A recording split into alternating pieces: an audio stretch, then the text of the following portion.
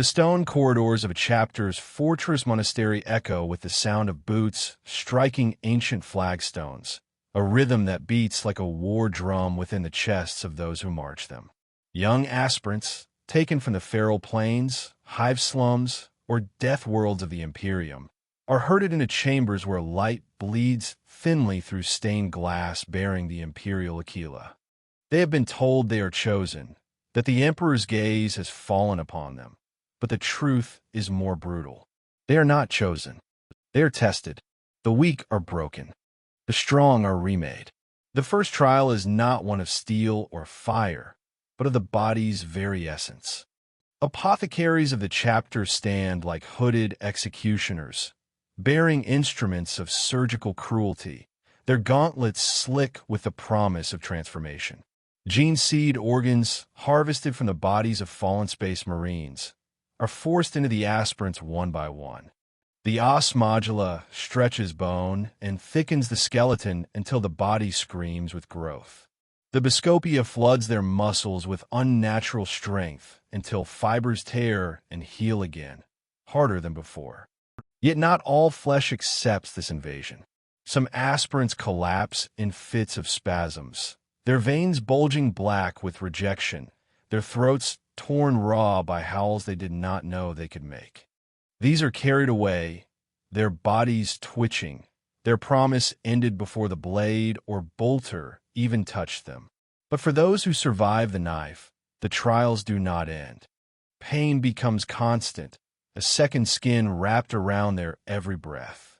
Hypnoconditioning drills into their minds, breaking down the fragile notion of self until only obedience and emperor remain. Sleep becomes a battlefield of its own, where whispered mantras and visions are hammered into the unconscious until the boy who once was no longer exists. Memories of family, of childhood, of laughter, all scoured from within by a relentless litany of war. In the dim glow of training halls, one can see the hollow eyes of those who resist, men whose spirits will not bend. They're dragged into isolation cells, where silence and darkness break them, or they never emerge again. Combat training is the forge where even the survivors are tested. Here, aspirants are pitted against each other in contests where mercy is punished as weakness. They fight with live blades, with blunted bolters, with fists wrapped in ceramite, and the instructors watch with cold detachment as blood stains the stone. Some fall and rise again, harder for the pain. Others fall and never rise. No one speaks of them afterward. Their names are erased from the data slates, their faces forgotten. Only the scars carved into the floor by their struggles remain as a testament to their failure. Those who falter in spirit or in flesh are not mourned. They are cast aside like broken weapons.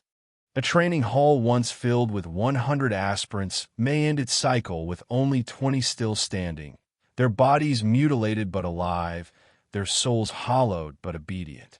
Yet it is not the fallen who haunt the monastery most, but those who nearly succeeded. Boys who bore the implants, who endured the mind's breaking, who fought with valor but still, in the end, lacked something indefinable. Perhaps it was strength. Perhaps it was will. Perhaps only chance. They are not remembered in the triumphal songs sung in chapels beneath towering statues of the primarchs. They do not become names etched into the rolls of honor, venerated by generations. Instead, their whispers linger in the corridors where the apothecaries work, in the empty cots of the dormitories, in the shadows of the training cages. They're the ghosts of the almost. Men who could have been angels of death, but instead became footnotes in silence.